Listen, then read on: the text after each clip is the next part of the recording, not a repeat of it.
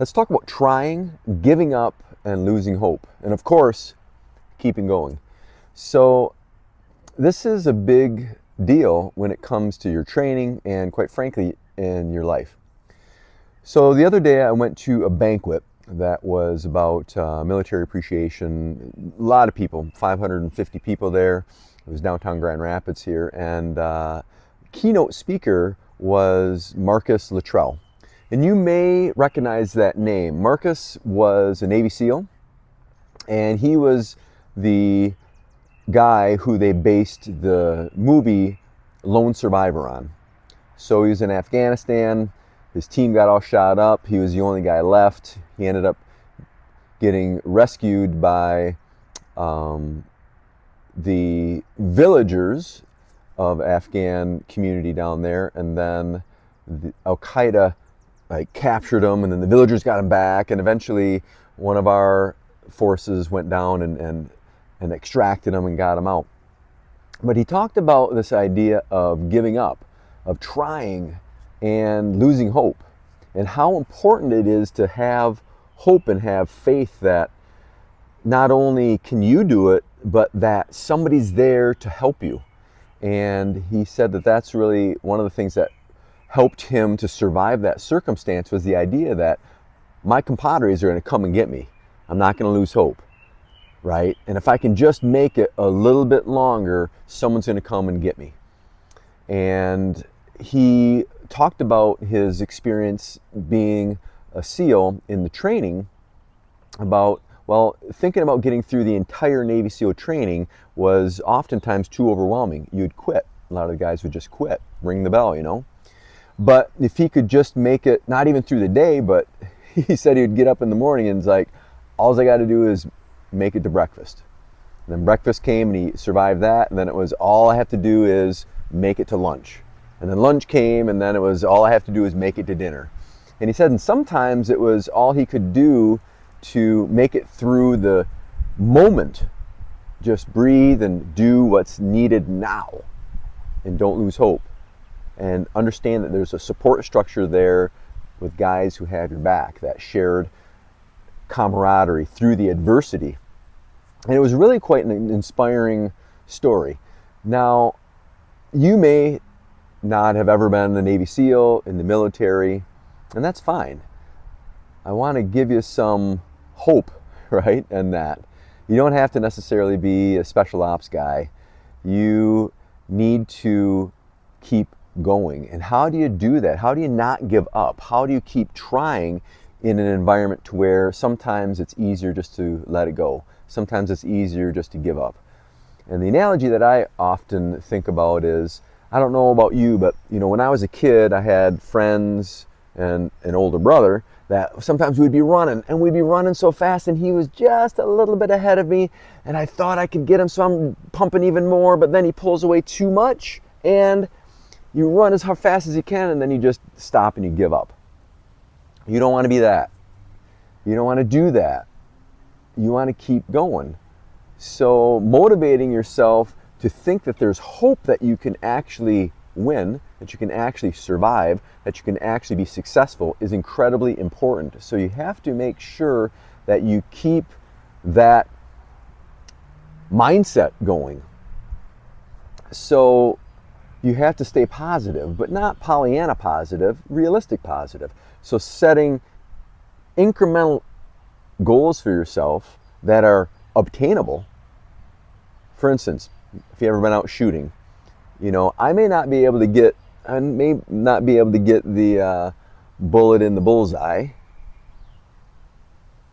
until I move closer. And if I don't get it yet, I'll move closer yet. And if I don't get it yet, I'll move closer yet.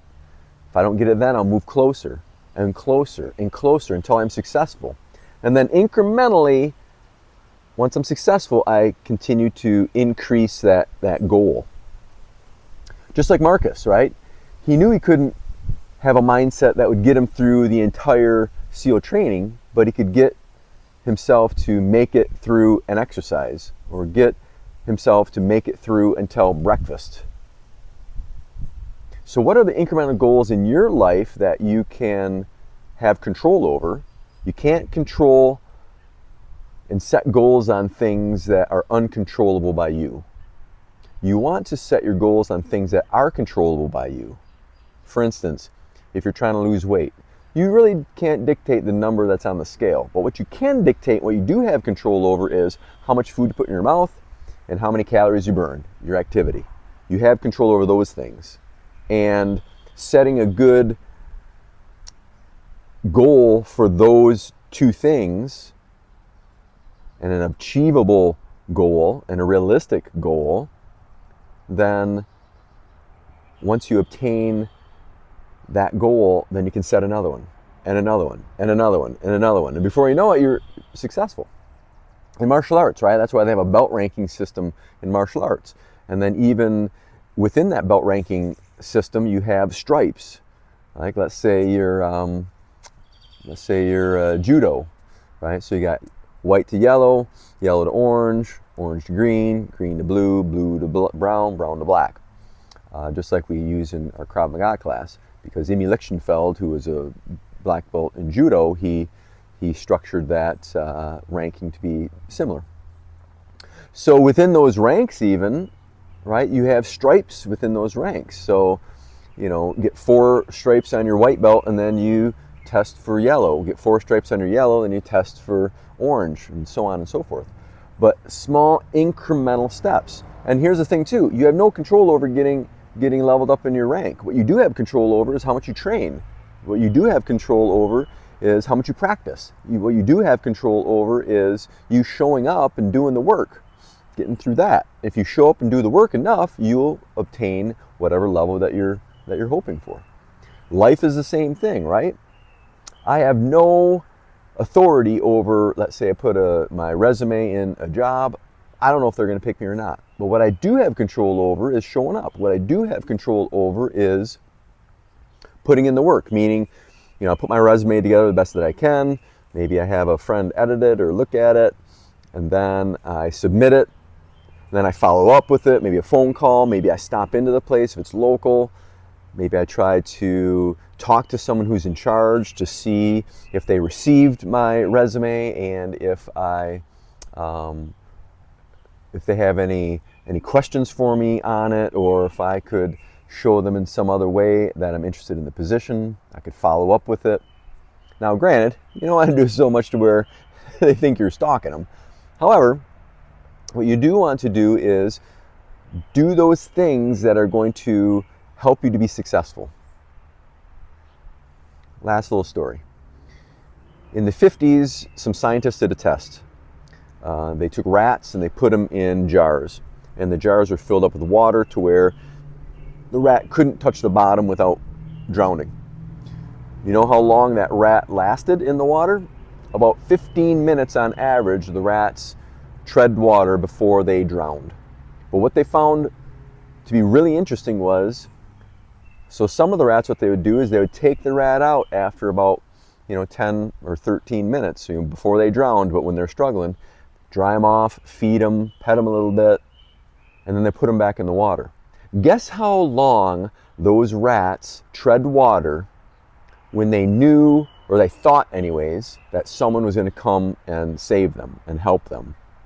Those rats on average tread water for 60 hours. 60 hours. So think about it. The rats that were hopeless, 15 minutes. The rats that thought that someone had their back and they would be rescued from that situation, 60 hours. So how does that play in with you being successful in what you're doing? So I'd recommend that you set achievable goals. You can have a stretch goal too. Matter of fact, you could have a realistic goal, you could have a radical goal, and you could have a ridiculous goal. So you could set 3 goals for yourself.